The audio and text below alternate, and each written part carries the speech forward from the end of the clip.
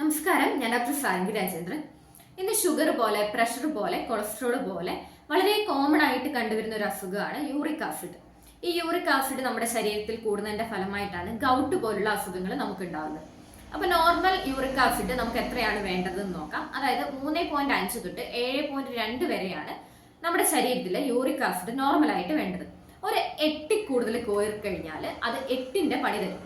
അപ്പം നമ്മുടെ ശരീരത്തെ സാരമായി ബാധിക്കുന്ന ഒരു അസുഖമാണ് ഈ യൂറിക് ആസിഡ് എന്ന് പറയുന്നത്. അപ്പൊ യൂറിക് ആസിഡ് നമ്മുടെ ശരീരത്തിൽ കൂടിക്കഴിഞ്ഞു കഴിഞ്ഞാൽ ശരീരം തന്നെ നമുക്ക് കുറച്ച് ലക്ഷണങ്ങൾ കാണിച്ചു തരും. ഒന്നാമതായിട്ട് നമ്മുടെ എല്ലാ ജോയിന്റിലും വേദനയും നീർക്കെട്ടും ഉണ്ടാവുക. അതായത് കൈന്റെ ഈ ചെറിയ ജോയിന്റിൽ പോലും നിങ്ങൾക്ക് നീർക്കെട്ടും വേദനയും ഉണ്ടാവും. അതുപോലെ കാലുകളിലും കൈയിലും നല്ല തരിതരിപ്പ്, രാവിലെ എണീറ്റാൽ ബെഡിൽ നിന്ന് ഇറങ്ങി നിലത്ത് കാല് കുത്താൻ പറ്റാത്ത അവസ്ഥയിലുള്ള വേദന, അതുപോലെ നടുവേദന, ഇതൊക്കെയാണ് ഇതിന്റെ പ്രധാനപ്പെട്ട ആദ്യം കാണിക്കുന്ന ലക്ഷണങ്ങൾ. പക്ഷെ ഇതൊന്ന് കുറച്ചൊന്ന് സിവിയർ ആയിട്ടുണ്ട് എങ്കിൽ അത് അക്യൂട്ട് റിയൽ ഫെയിലിയറിന് കാരണമാവുന്നു. അതുപോലെ തന്നെ ഇറക്ടൈൽ ഡിസ്ഫങ്ഷന് കാരണമാവുന്നു.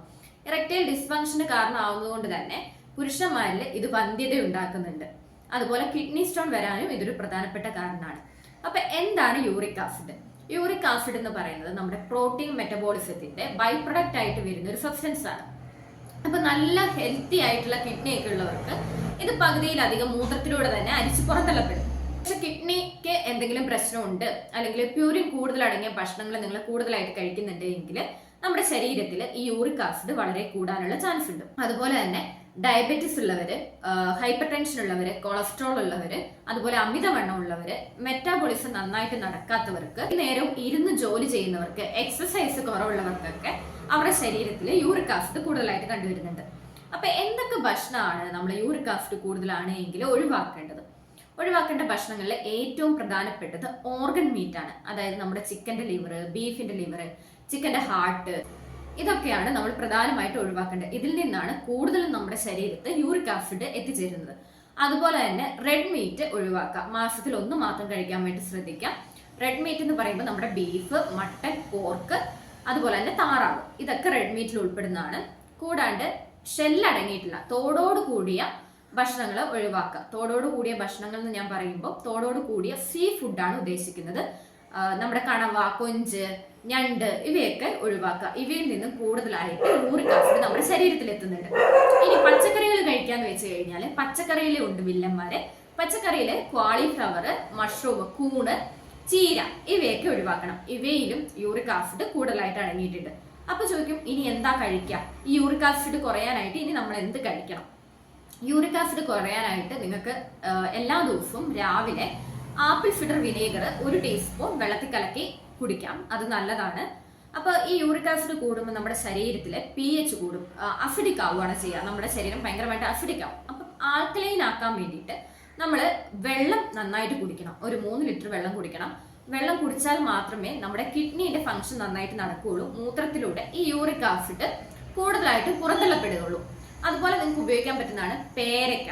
പിന്നെ ലൗലോലിക്ക എന്നൊക്കെ പറഞ്ഞ് നമ്മുടെ നാട്ടിൽ കിട്ടുന്ന ലൗലോലിക്ക എന്ന് പറയുന്ന സാധനമുണ്ട്. കാൻബെറി ആണ് അത്. കാൻബെറി വളരെ നല്ലതാണ്. ദിവസവും ഒരു 10 എണ്ണം വീതം കഴിക്കുകയാണെങ്കിൽ യൂറിക് ആസിഡ് കുറയാൻ വേണ്ടിയിട്ട് ഇത് ഹെൽപ്പ് ചെയ്യും. അതുപോലെ നമ്മുടെ ഏത്തപ്പഴം, പേരക്ക, ഒലീവ് ഓയിൽ ദിവസവും ഉപയോഗിക്കുന്നത് നല്ലതാണ്.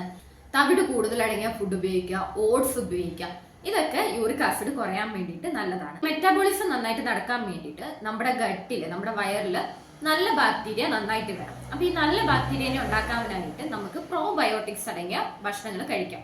അതായത് എല്ലാ ദിവസവും 1 കപ്പ് തൈര് ആഡ് ചെയ്യുവാണ് എങ്കിൽ നിങ്ങളുടെ ശരീരത്തിന് ആവശ്യത്തിനുള്ള പ്രോബയോട്ടിക്സ് കിട്ടുന്നതാണ്. നല്ല ബാക്ടീരിയ ഉണ്ടാവാൻ ഇത് വളരെ ഹെൽപ്പ് ചെയ്യുന്നു. അത് മെറ്റാബോളിസത്തിനും വളരെ നല്ലതാണ്.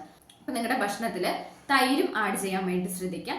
ഇനി യൂറിക് ആസിഡ് ഉള്ളവർക്ക് കഴിക്കാൻ പറ്റിയ ഒരു സാലഡ് പറഞ്ഞുതരാം. 1/2 കഷ്ണം ബീറ്റ്റൂട്ട്, 1 ക്യാരറ്റ്, അതുപോലെ തന്നെ നമ്മുടെ സാലഡ് കുക്കുംബർ, കക്കിരി എടുക്കുക. ഇത് 3ഉം നന്നായിട്ട് അരിഞ്ഞ് മിക്സ് ആക്കി അല്ലെങ്കിൽ കുറച്ചൊരു ഒലീവ് ഓയിൽ മിക്സ് ചെയ്ത് കൊടുക്കാം. ഒലീവ് ഓയിൽ ഇഷ്ടമില്ലാത്തവർക്കാണെങ്കിൽ കുറച്ചൊരു നാരങ്ങയും പിഴിഞ്ഞു കൊടുത്തു കഴിഞ്ഞാൽ അത് നല്ലൊരു സാലഡാണ് യൂറിക് ആസിഡ് കുറയാനായിട്ട്. ദിവസവും കഴിക്കുകയാണെങ്കിൽ യൂറിക് ആസിഡ് നല്ല രീതിയിൽ കുറയും. പിന്നെ നിങ്ങൾ പ്രധാനമായും ശ്രദ്ധിക്കേണ്ട ഒരു കാര്യം, ഞാൻ എല്ലാ വീഡിയോയിലും പറയുന്നതാണ്, നമ്മുടെ ഹെൽത്ത് അതുപോലെ ഇരിക്കണമെങ്കിൽ നമ്മൾ ഡയറ്റ് മാത്രം നോക്കിയാൽ പോരാ, നമ്മൾ എക്സസൈസും കൂടി ചെയ്യണം. അപ്പൊ ഒരു 3/4 മണിക്കൂറെങ്കിലും, ഒരു അരമണിക്കൂർ തൊട്ട് ഒരു 3/4 മണിക്കൂറെങ്കിലും ഡെയിലി എക്സസൈസ് ചെയ്യാൻ വേണ്ടിയിട്ട് ശ്രദ്ധിക്കാം. എങ്കിൽ മാത്രമേ നമ്മുടെ മെറ്റബോളിസം നടക്കുകയുള്ളൂ. അതുപോലെ തന്നെ നമ്മൾ വെയിറ്റ് കുറയ്ക്കുന്നതും വളരെ നല്ലതാണ്. വെയിറ്റ് കുറച്ച് കഴിഞ്ഞു കഴിഞ്ഞാലും ഈ യൂറിക് ആസിഡിന്റെ അളവ് വളരെ നല്ല രീതിയിൽ കുറയുന്നതാണ്. അപ്പോൾ പൊണ്ണത്തടിയൊക്കെ ഉള്ളവര്, ഒബേസിറ്റി ഉള്ളവര് വെയിറ്റ് കുറയ്ക്കാൻ വേണ്ടിയിട്ട് ശ്രദ്ധിക്കാം.